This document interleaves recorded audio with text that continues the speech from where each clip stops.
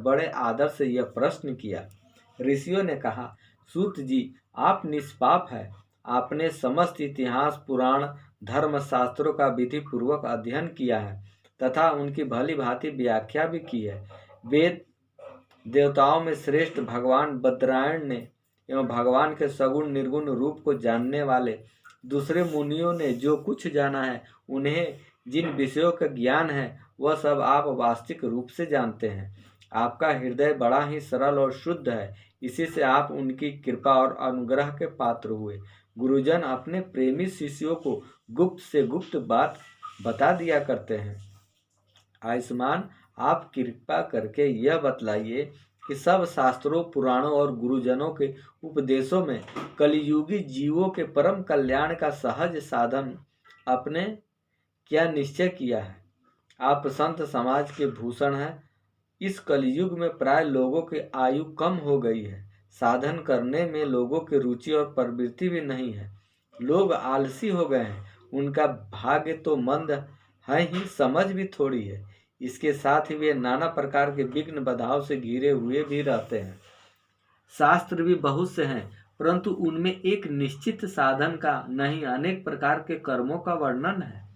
साथ ही वे इतने बड़े हैं कि उनका एक अंश सुनना भी कठिन है। आप परोपकारी है, अपनी बुद्धि से उनका सार निकालकर प्राणियों के परम कल्याण के लिए हम श्रद्धालुओं को सुनाइए, जिससे हमारे अंतकरण की शुद्धि प्राप्त हो।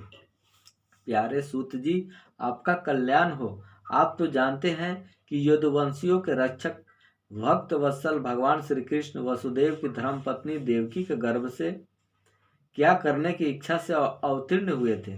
हम उसे सुनना चाहते हैं। आप कृपा करके हमारे लिए उसका वर्णन कीजिए, क्योंकि भगवान का अवतार जीवों के परम कल्याण और उनके भगवत प्रेममयी समृद्धि के लिए ही होता है। यह जीव जन्म मृत्यु के घोर चक्र में पड़ा हुआ है। इस स्थिति में भी यदि वह कभी भगवान के मंगलमय नाम का उच्चारण कर ले तो उसी क्षण उसे मुक्त हो जाए, क्योंकि स्वयं भय भी भगवान से डरता है। सूत जी, परम विरक्त और परम शांति मुनिजन भगवान के श्री चरणों के शरण में ही रहते हैं। अतएव उनके स्पर्श मात्र से संसार के जीव तुरंत पवित्र हो जाते हैं। इधर गंगा जी के जल का बहुत दिनों तक सेवन किया जाए तब कहीं पवित्रता प्राप्त होती है। ऐसे पुण्यात्मा भक्त जिनकी लीलाओं का गान करते रहते हैं, उन भगवान का कलिमल हारी पवित्र यश भला आत्मशुद्धि की इच्छा वाले ऐसा कौन मनुष्य होगा जो श्रवण न करे। वे लीला से ही अवतार धारण करते हैं। नारद आदि महात्माओं ने उनके उदार कर्मों का गान किया है। हम श्रद्धालुओं के प्रति आप उनका वर्णन कीजिए। बुद्धिमान सूत जी, सर्वसमर्थ प्रभु अपनी योग माया से स्वच्छंद लीला करते हैं। आप उन श्री हरि की मंगलमयी अवतार कथाओं का वर्णन कीजिए। पुण्यकृति भगवान की लीला सुनने से ही हमें कभी तृप्ति भी नहीं हो सकती, क्योंकि रसज्ञ श्रोताओं को पद पद पर भगवान की लीलाओं में नए नए रस का अनुभव होता है। भगवान श्री कृष्ण अपने को छिपाए हुए थे। लोगों के सामने ऐसी चेष्टा करते थे मानो कोई मनुष्य हो, परंतु उन्होंने बलराम जी के साथ ऐसी लीलाएं भी की है, ऐसा पराक्रम भी प्रकट किया है जो मनुष्य नहीं कर सकते। कलयुग को आया जानकर इस वैष्णव क्षेत्र में हम दीर्घकालीन सत्र का संकल्प करके बैठे हैं। श्री हरि के कथा सुनने के लिए हमें अवकाश प्राप्त है। यह कलयुग अंतकरण की पवित्रता और शक्ति का नाश करने वाला है। इससे पार पाना कठिन है। जैसे समुद्र से पार जाने वालों को कर्णधार मिल जाए, उसी प्रकार इससे पार पाने की इच्छा रखने वाले हम लोगों से ब्रह्मा ने आपको मिलाया है। धर्म रक्षक, ब्राह्मण भक्त, योगेश्वर भगवान श्री कृष्ण के अपने धाम में पधार जाने पर धर्म ने अब किसकी शरण ली है, यह बतलाइए। भगवत कथा और भगवत भक्ति का महात्म्य। श्री व्यास जी कहते हैं, शौनक आदि ब्रह्मवादी ऋषियों के ये प्रश्न सुनकर रोमहर्षण के पुत्र उग्र सर्वा को बड़ा ही आनंद हुआ। उन्होंने ऋषियों के इस मंगलमय प्रश्न का अभिनंदन करके कहना आरंभ किया। सूत जी ने कहा, जिस समय श्री सुखदेव जी का योगोपवीत संस्कार भी नहीं हुआ था, सूत्रालौकिक वैदिक कर्मों का अनुष्ठान का अवसर भी नहीं आया था, उन्हें अकेले ही संन्यास लेने के उद्देश्य से जाते देखकर उनके पिता व्यास जी विरह से कतार होकर पुकारने लगे, बेटा बेटा। उस समय तन्मय होने के कारण श्री सुखदेव जी की ओर से वृक्षों ने उत्तर दिया, ऐसे सबके हृदय में विराजमान श्री सुखदेव मुनि को मैं नमस्कार करता हूँ। यह श्रीमद् भागवत अत्यंत गोपनीय रहस्यात्मक पुराण है। यह भगवत स्वरूप अनुभव कराने वाला है और समस्त वेदों का सार है।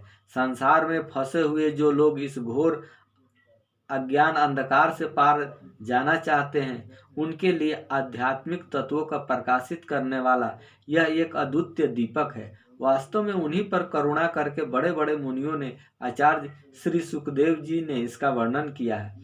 मैं उनकी शरण ग्रहण करता हूँ। मुनियों में सर्वश्रेष्ठ भगवान के अवतार नर नारायण ऋषियों को, सरस्वती देवी को और श्री व्यास देव जी को नमस्कार करके तब संसार और अंतकरण में समस्त विकारों पर विजय प्राप्त करने वाले इस श्रीमद् भागवत महापुराण का पाठ करना चाहिए। ऋषियों, आपने संपूर्ण विश्व के कल्याण के लिए यह बहुत सुंदर प्रश्न किया है, क्योंकि यह प्रश्न श्री कृष्ण के संबंध में है और इससे भली भांति आत्मशुद्धि हो जाती है। मनुष्य के लिए सर्वश्रेष्ठ धर्म वही है जिसमें भगवान श्री कृष्ण में भक्ति हो, भक्ति की ऐसी जिसमें किसी प्रकार की कामना न हो और नित्य निरंतर बनी रहे। ऐसी भक्ति से हृदय आनंद स्वरूप परमात्मा की उपलब्धि करके कृत्य कृत्य हो जाता है। भगवान श्री कृष्ण में भक्ति होते ही, अनन्य प्रेम से उनमें चित्त जोड़ते ही निष्काम ज्ञान और वैराग्य की आविर्भाव हो जाता है। धर्म का ठीक ठीक अनुष्ठान करने पर भी यदि मनुष्य के हृदय में भगवान की लीला कथाओं के प्रति अनुराग का उदय न हो तो वह निरा श्रम ही श्रम है। धर्म का फल है मोक्ष, उसकी सार्थकता अर्थ प्राप्ति में नहीं। अर्थ केवल धर्म के लिए है, भोग विलास उसका फल नहीं माना गया है। भोग विलास का फल इंद्रियों का तृप्त करना नहीं, उसका प्रयोजन है केवल जीवन निर्वाह। जीवन का फल भी तत्व जिज्ञासा है। बहुत कर्म करके स्वर्ग आदि प्राप्त करना उसका फल नहीं। तत्ववेत्ता लोग ज्ञाता है और ज्ञेय के भेद से रहित अखंड अद्वितीय सच्चिदानंद स्वरूप ज्ञान को ही तत्व कहते हैं। उसी को कोई ब्रह्म, कोई परमात्मा और कोई भगवान के नाम से पुकारते हैं। श्रद्धालु मुनिजन भागवत श्रवण से प्राप्त ज्ञान वैराग युक्त भक्ति से अपने हृदय में उस परमात्म तत्व का, परमात्मा का अनुभव करते हैं। शौनक आदि ऋषियों, यही कारण है कि अपने अपने वर्ण तथा आश्रम के अनुसार मनुष्य को धर्म का अनुष्ठान करते हैं और उसकी पूर्ण सिद्धि इसी में है कि भगवान प्रसन्न हो।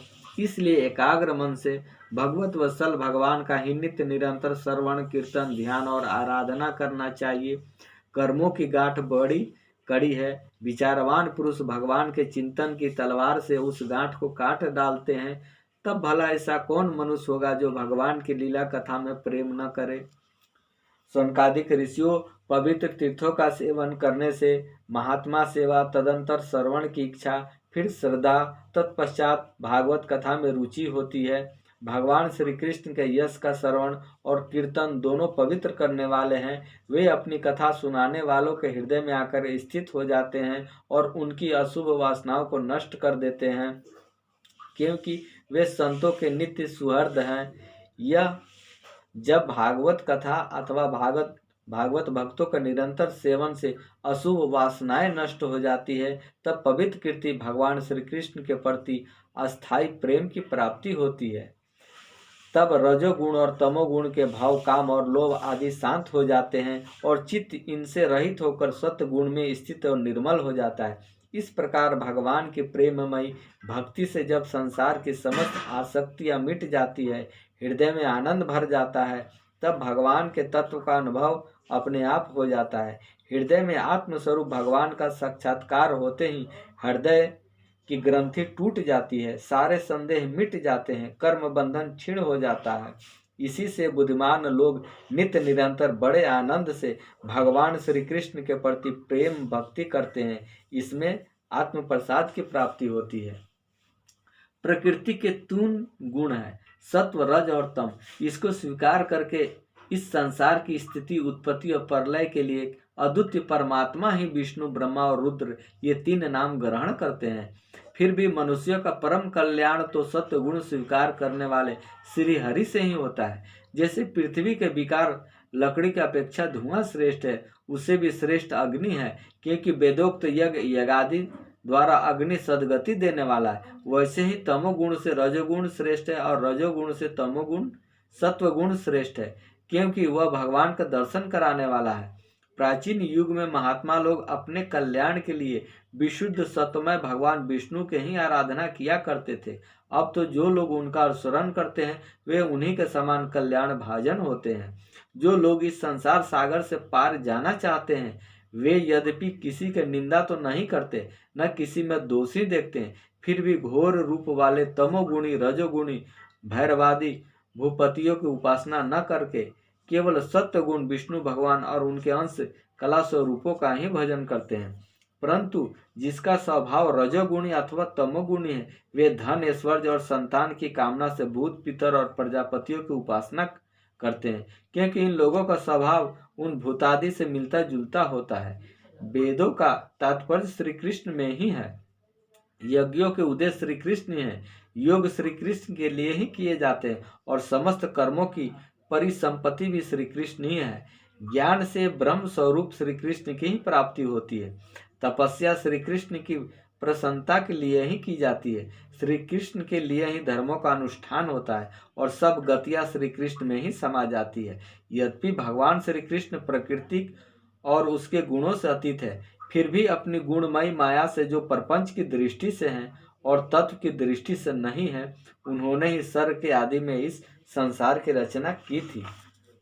ये सत्व रज और तम तीनों गुण उसी माया के विलास हैं। इसके भीतर रहकर भगवान इनसे युक्त सरीखे मालूम पड़ते हैं। वास्तव में तो वे परिपूर्ण विज्ञानानंद घन है। अग्नि तो वस्तुतः एक ही है, परंतु जब वह अनेक प्रकार की लकड़ियों में प्रकट होती है तब अनेक सी मालूम पड़ती है। वैसे ही सबके आत्म रूप भगवान तो एक ही है, परंतु प्राणियों की अनेकता से अनेक जैसे जान पड़ते हैं। भगवान ही सूक्ष्म भूत तन मात्रा इंद्रिय तथा अंतकरण आदि गुणों से विकारभूत भाव के द्वारा नाना प्रकार की योनियों का निर्माण करते हैं और उनमें भिन्न भिन्न जीवों के रूप में प्रवेश करके उन योनियों के अनुरूप विषयों का उपभोग करते कराते हैं। वे ही संपूर्ण लोकों की रचना करते हैं और देवता पशु पक्षी मनुष्य आदि योनियों में लीला अवतार ग्रहण करके सत्गुण के द्वारा जीवों का पालन पोषण करते हैं। ओम नमो भगवते वासुदेवाय, नमो नारायण पुराण पुरुषोत्तमाय, नमो नमः हरि ओम।